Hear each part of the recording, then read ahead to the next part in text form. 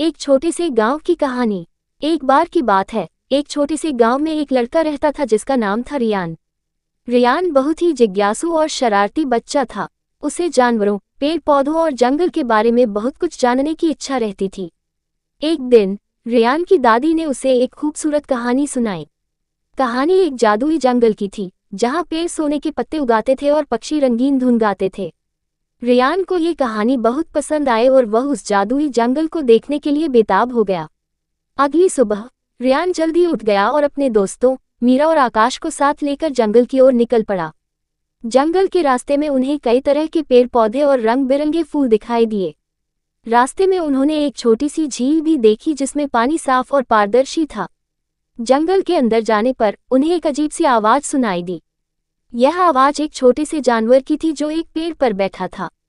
रियान, मीरा और आकाश धीरे धीरे उस जानवर के पास गए। वह एक छोटा सा गिलहरी था जो एक बड़ी सी अखरोट को तोड़ने की कोशिश कर रहा था। रियान ने गिलहरी की मदद की और अखरोट को तोड़ दिया। गिलहरी बहुत खुश हुआ और उसने बच्चों को धन्यवाद दिया। इस तरह बच्चों ने गिलहरी से दोस्ती कर ली। जंगल में आगे बढ़ते हुए उन्हें एक खूबसूरत घास का मैदान दिखाई दिया। वहां कई तरह के फूल खिले हुए थे।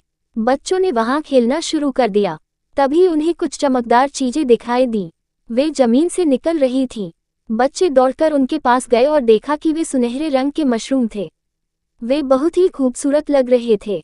बच्चों ने कभी ऐसे मशरूम नहीं देखे थे। वे उन्हें तोड़कर अपने साथ ले आए। घर आकर बच्चों ने मशरूम अपनी दादी को दिखाए। दादी ने उन्हें बताया कि ये मोरल मशरूम हैं और बहुत ही स्वादिष्ट होते हैं।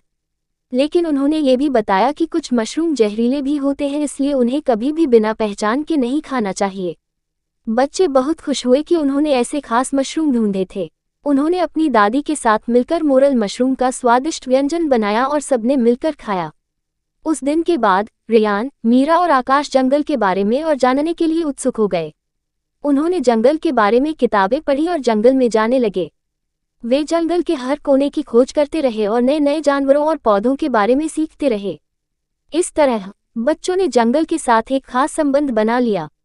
उन्होंने सीखा कि जंगल हमारे पर्यावरण का एक महत्वपूर्ण हिस्सा है और हमें इसकी रक्षा करनी चाहिए। उन्होंने ये भी सीखा कि प्रकृति में कई रहस्य छिपे हुए हैं और हमें जिज्ञासा और उत्सुकता के साथ उन्हें खोजने की कोशिश करनी चाहिए। इस कहानी से हमें सीख मिलती है कि प्रकृति में कई खूबसूरत चीजें हैं और हमें उन्हें संभाल कर रखना चाहिए।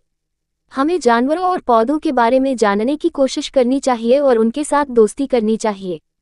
साथ ही हमें हमेशा सावधान रहना चाहिए और बिना पहचान के किसी भी चीज को नहीं खाना चाहिए। कहानी का अंत। थैंक यू दोस्तों, अगर आपको यह वीडियो अच्छा लगा हो तो लाइक एंड सब्सक्राइब कीजिए यह चैनल। Thanks for watching.